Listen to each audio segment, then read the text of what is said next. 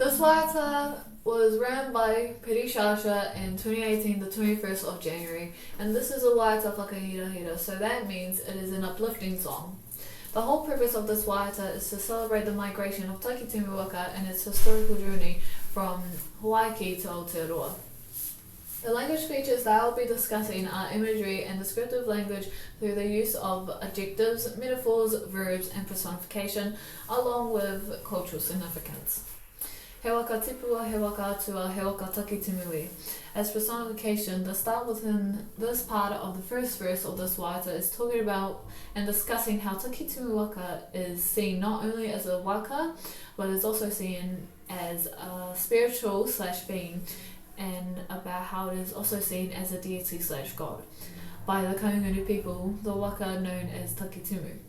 The waka that also brought over ngā atua to Aotearoa, and how it is talking about the waka having its own spirit other than it just being a normal waka alone.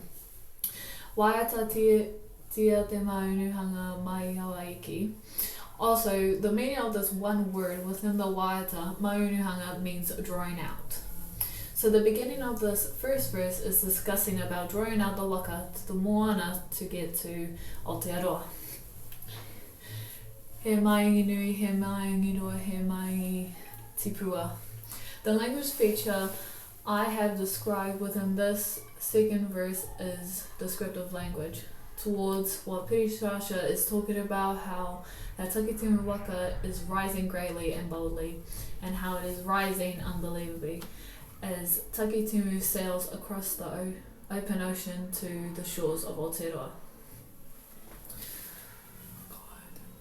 Whakae te waka ki runga ki te kare moana.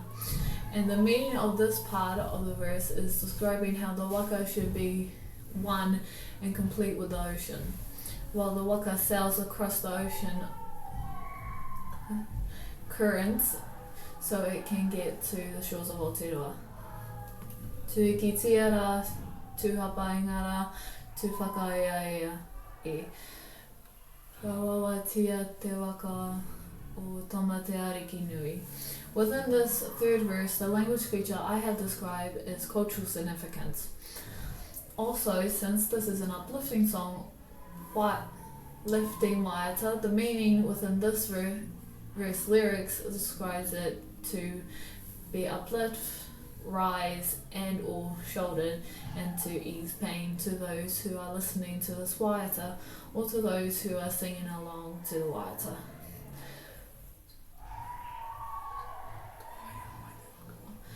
Toia mai te waka, utaina mai te waka, kari te moana e ngā tai orania, ngā tai whakaruturutu, ngā tai orua manui. Within this fourth verse, the language feature I have is adjectives to what I have heard and to what I have researched. I have found that this verse is describing Takitimu rowing and gliding across the tides of the moana to get to the shores of Aotearoa, and also gliding and rowing across the tides of Rua Mano as well, the taniwha that accompanied the canoe.